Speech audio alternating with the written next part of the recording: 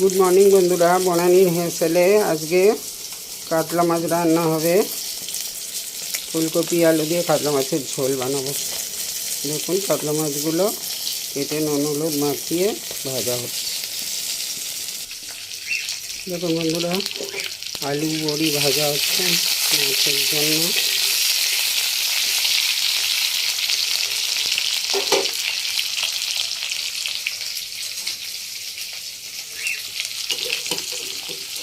এর মধ্যে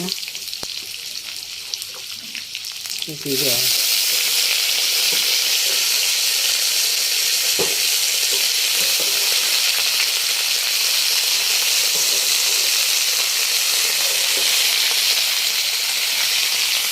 টমেটো ভালো করে এটা ভেজে নিয়ে ফিরে আসছি। এবার এর মধ্যে নুন, ধনে জিরেগুলো, হলুদ সব দিয়ে এটা ভাজা হচ্ছে। ভালো করে ভাজা হলে এর মধ্যে জল দিয়ে দেবো।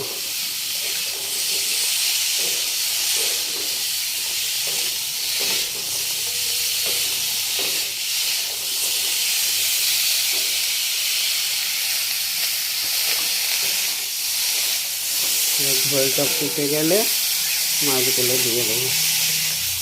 ফিরে আসছি 10 মিনিট পর। বলুন বন্ধুরা, কাতলা মাছের ঝোল ফুলকপি আলু দিয়ে রেডি।